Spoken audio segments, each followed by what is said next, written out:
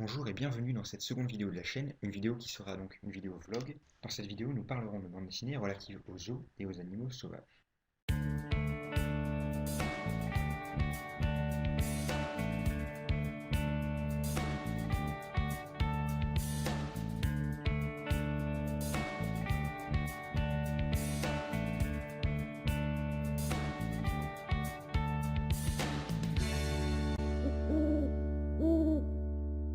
Et on commence par une BD jeunesse, une BD sortie en 2012 aux éditions Soleil, collection Métamorphose. Il s'agit des Carnets de cerises. Alors, les Carnets de cerises, c'est le premier album, donc là, celui que je vous montre, c'est le premier album d'une série. Actuellement, il y a 3 tomes. Je voulais vous parler du premier, Le Zoo pétrifié. C'est scénarisé par Joris Chamblin et dessiné et colorisé par Aurélie Néret, deux auteurs français. Alors, les carnets de cerises, de quoi ça parle? Alors, c'est l'histoire d'une petite fille de 10 ans et demi qui veut devenir romancière. Et pour écrire ses histoires, elle a une stratégie implacable. Elle espionne des gens dans son quartier, et dès qu'elle trouve des choses un petit peu mystérieuses, elle note des idées sur un carnet. De cette façon, elle mène de véritables enquêtes sur les gens de son quartier. Dans cet album, elle découvre un homme d'un certain âge couvert de peinture qui se promène en pleine forêt. C'est le début de son enquête qui va la mener au zoo pétrifié, dont je ne vous dirai rien, parce que c'est un peu l'enjeu de l'album. D'un point de vue graphique et narratif, ce premier tome alterne à la fois des passages de la vie de Cerise pris d'un point de vue extérieur et des passages racontés par Cerise par l'intermédiaire de son carnet. Alors on a de véritables pages qui sont finalement les pages qui sont censées être dans le carnet de Cerise, qui est finalement son journal de bord, son carnet de notes.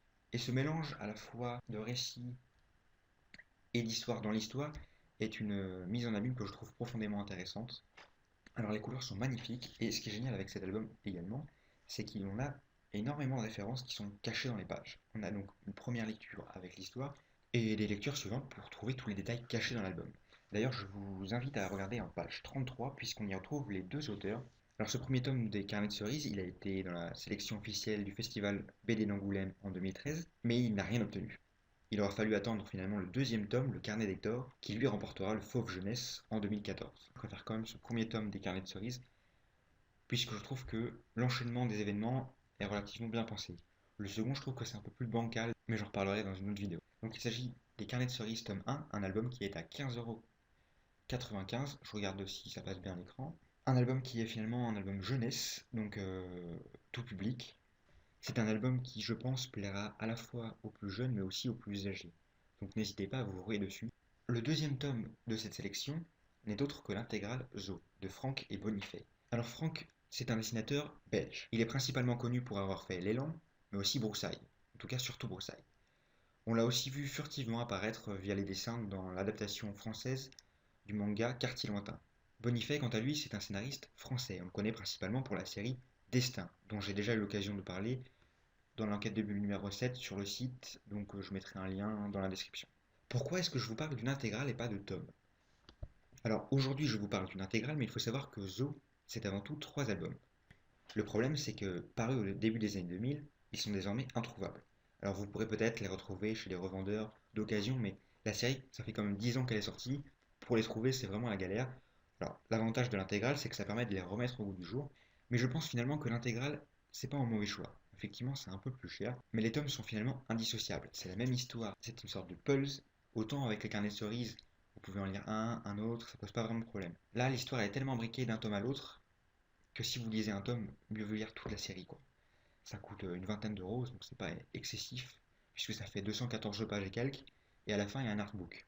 Zo, de quoi ça parle? Eh bien tout simplement c'est l'histoire d'une petite communauté, dirigée par un médecin du nom de Célestin, et qui vit dans un zoo à moitié abandonné en Normandie. Le problème c'est qu'on est à l'aube de la Première Guerre mondiale, avec tout ce que ça implique. Le zoo doit donc faire face à de nombreuses difficultés. Vous pensez bien qu'à l'aube de la Première Guerre mondiale, les gens ont autre chose à faire que d'aller se promener dans un zoo. Disons que les finances se portent pas franchement bien.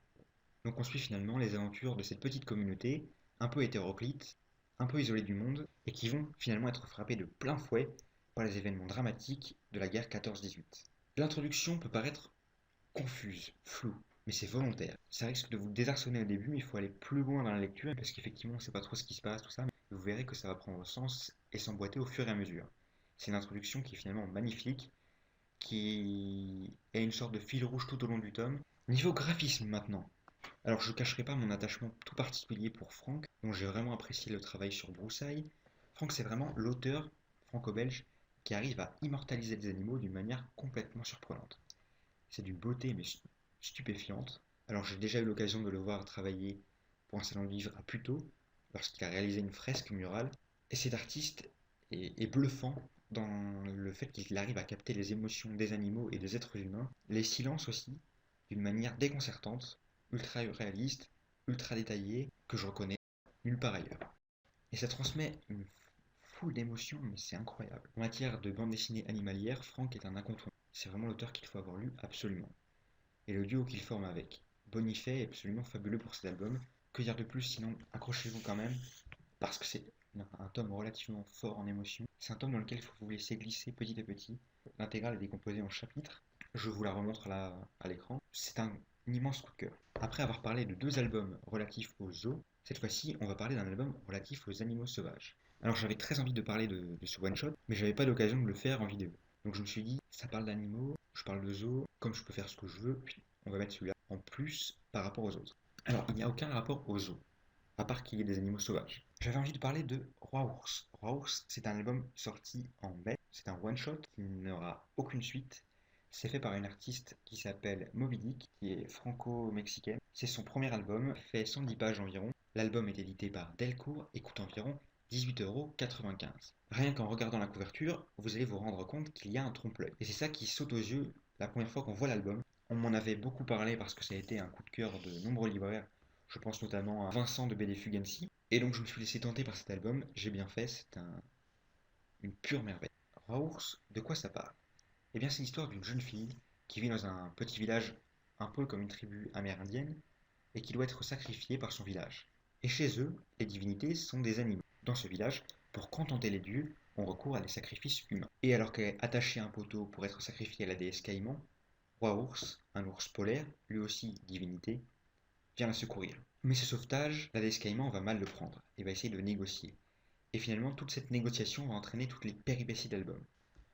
Roi Ours, c'est un conte. Ça reprend tous les genres du conte, ça les réinvente, c'est un conte moderne. Alors oui, le nombre de pages est relativement important par rapport aux 48 pages qu'on a l'habitude d'avoir dans une BD franco-belge. Est-ce que la centaine de pages, c'est gênant? Effectivement, l'album est peut-être un peu plus cher que les bandes dessinées de 48 pages. C'est pas déstabilisant en soi parce que ça se justifie pleinement par l'histoire. C'est construit de telle sorte à faire une histoire complète. Et le tome se suffit lui-même, c'est très rare, c'est une histoire qui est encore très émouvante et que je vous conseille fortement de lire. Niveau graphisme, alors le style de Moby Dick est très sympa, très agréable. Ce sont souvent des traits relativement gras pour le détour des personnages, et pour mettre du relief, elle alterne finalement avec des traits plus fins, pour faire ressortir les personnages, ou les décors. De multiples textures rajoutées par Moby Dick viennent également renforcer l'immersion dans le récit. Lors d'une interview de Moby Dick, celle-ci a parlé de Franck. Et ça ne m'étonne même pas, parce que finalement elle est exactement dans la même lignée au niveau des animaux. Ces animaux sont vivants, ces animaux ne sont pas figés, ces animaux sont très réalistes. On est à mi-chemin entre de l'illustration pure et de la photographie. Niveau mise en couleur, ça fait un petit peu penser à l'école des loisirs. C'est très vert, c'est assez vivant, c'est assez réaliste, c'est assez doux.